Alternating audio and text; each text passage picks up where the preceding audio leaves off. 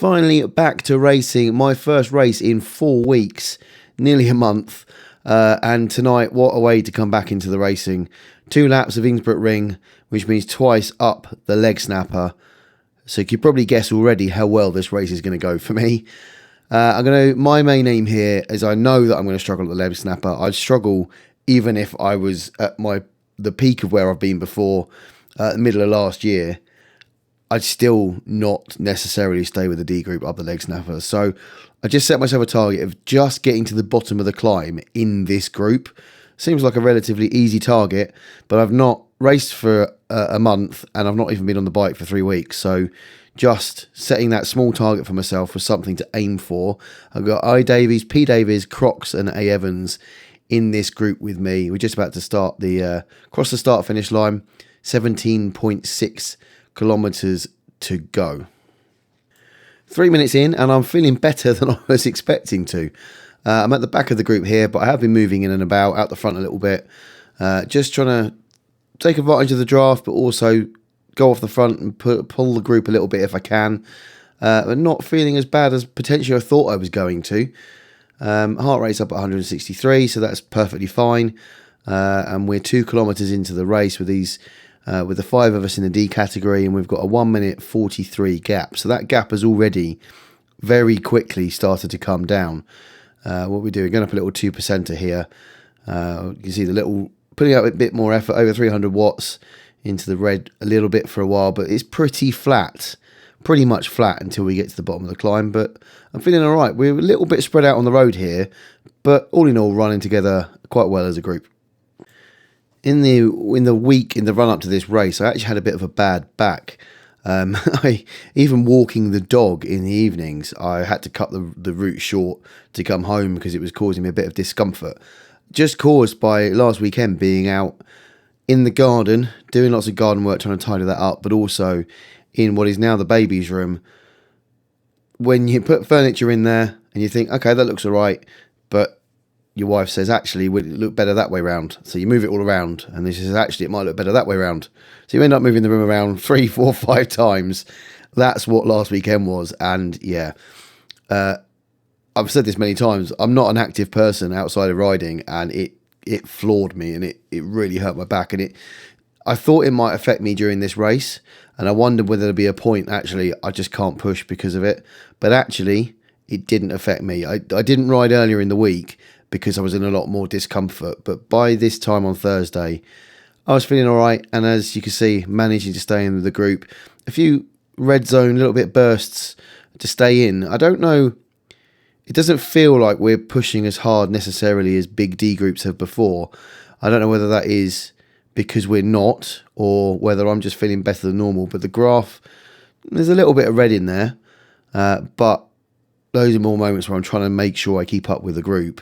Not fall off the back. We've got a 1 minute 17 lead over the C group behind, with George, C. Shaw, Craig Finlayson, M. St. Clair, Jay Robinson in there as well, O'Hanel, and a few others catching us pretty quickly. We're not too far away from starting that climb now. And here we are on that climb.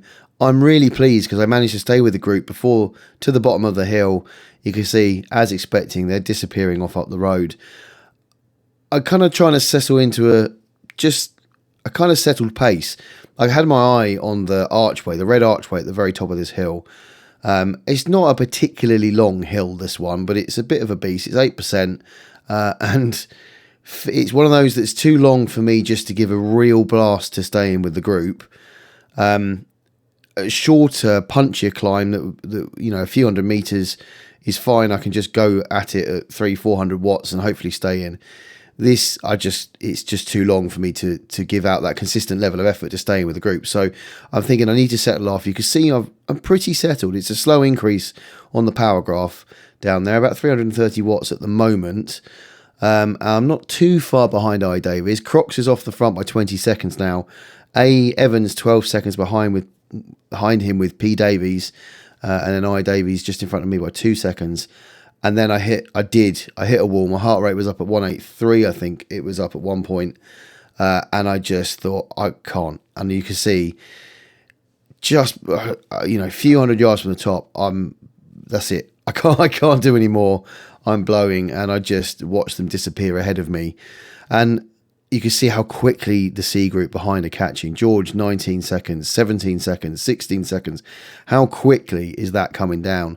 I did think to myself, if I can get to the top of this hill in that group of C's that come through, I've got a bit of a chance of staying in with them on the downhill, maybe on the flat for a little while. So that's kind of what I attempted to do, as you see George fly past. And I did sort of find myself within the C's. You can see a little group of them ahead. I'm in with Craig and Andy Pimer here. I'm wondering whether my extra weight can carry me down that hill into the front group of C's, but we hit the bottom of the hill far too quickly for that to happen. And at this point I thought, right, I'm going to give this a go. I'm going to try and help these guys bridge the gap. I don't know what went through my mind, if I'm completely honest, because I'm at 330, 340 watts, 400 watts. I'm just going over here. I just thought I'm going to give it a blast, try and bridge that gap. Hopefully these guys can come with me.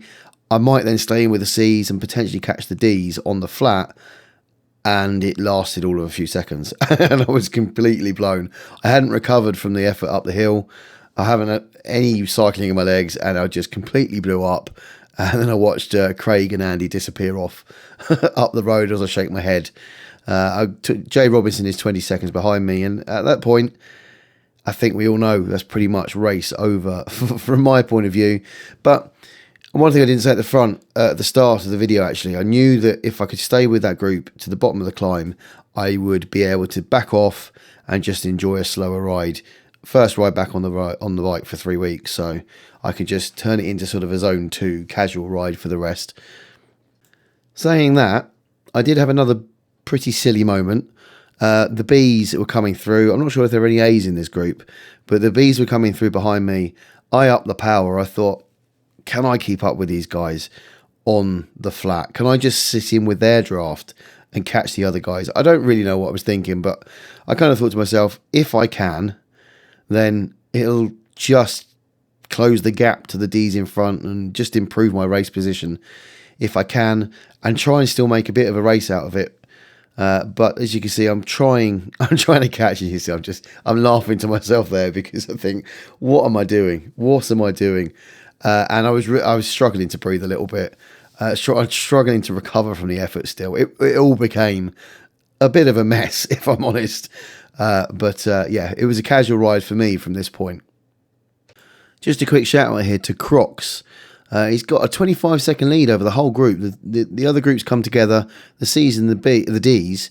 And I didn't notice at what point Crocs went for it. But he's got a 24-second lead at the moment. Unfortunately, it is reined in throughout the course of the race, but cracking effort to get out the front there and give it a good go. I think he must have gone off. It must have come out of the initial climb up the leg snapper and then just trying to keep that distance. But yeah, awesome racing. What became really interesting, I was watching the B's catch the C's, and then I thought I'm going to watch them go up the leg snapper for the second time and see who goes for it. You can see C Green's gone off the front here. He's up at 9.3 watts per kilo. George, C-Cat rider, also trying to go for it. Ben Bishop here, 10.5. Jonesy up at 11.1, 11.6 there. And Corbin as well into the orange numbers. And just seeing how this changes. You can see Jonesy's taken the lead now. Ben is just behind. C Green's dropped off a little bit. And I was just wondering whether George can hold it to the very, very top here in with this group. And he gradually, just as he gets to the top, just drops back about 5 seconds behind, unfortunately. But incredible effort. And as they went over the top, I think Jonesy, if I've understood him correctly, apologies if I got this wrong, just backed off slightly at the top of the hill because he thought that pushing down the hill, the group would catch him anyway. So he thought he'd let the group come back together, as they do, unfortunately, without George in it, just falling off the back. And then you can see Seashall, Seymour, just behind him, St. Clair as well. It becomes a bit of a string down the road. But just great to see how that got blown apart and how those groups formed towards the end of the race.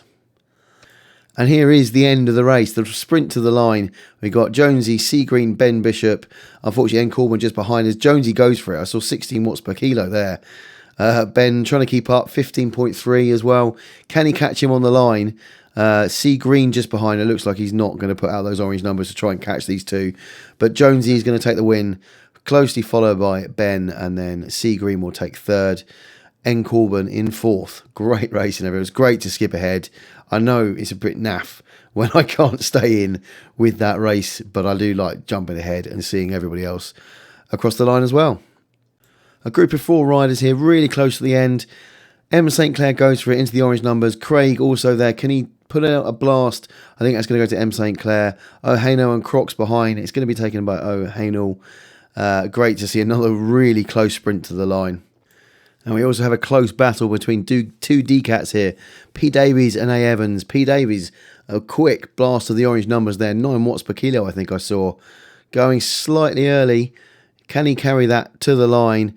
A. Evans now at 8.5, 8.8. Is he going to take P. Davies close to the line? He looks like he's going to go past and take his that 16th position. Awesome, awesome racing. And then I am literally just looking at him punching the air. I've just got to the top of the leg snapper. Brilliant. And I'm just putting this in just to prove that I did get to the end of the race. And I put in a bit of a sprint to get there as well. Coming over in 18th position. A little way after Jay Robinson in 17th. Yeah, I'm still quite pleased. I set myself a target, stay with the group. And that's what I did. So I've got to take the positives from it. And I will take the positives from that because it could have been a lot worse. Been a while since I've been on the bike. Some of that is a bit of an excuse in the last sort of week and a half. Prior to that, and I know some of the feedback I got from my last video was saying that some of these excuses, I just need to get on and do it. I promise you there was a period where I was waking up and I was sat at my desk from the moment I got up to the moment I went to bed doing work, only interrupted by meal times or doing something for my daughter, whether that was taking her swimming or cooking a dinner, whatever that would be, or out to walk the dog. There wasn't a lot more that I did for a little while there, but I'm not going to make excuses for the last sort of week and a half, 2 weeks. I just lost my mojo. You get out of the habit of riding, and then I kind of just felt I didn't fancy getting back on the bike, and that's, yeah, I hold my hands up. That sounds like an excuse. It probably is an excuse, but I've got now 6 weeks, roughly, until the little one is due. 6 weeks where I'm going to try and make as much use of that time as possible. And I'll talk about that in a coming video about maybe what I'm going to do over those 6 weeks to get there. Another video coming up is I will summarise the feedback I got, and I was blown away with the number of people that responded to my last video, just with ideas, feedback, thoughts, that sort of thing. Lots and lots of stuff. Lots of stuff that contradicted what each other wanted. But I think there were some really useful things in there that we can pick up and use. I can use for the videos, but also within the T2.5 community and the ride. So I'll do a quick summary video at some point on that as well. Just to give you guys some thoughts about where we could possibly improve things.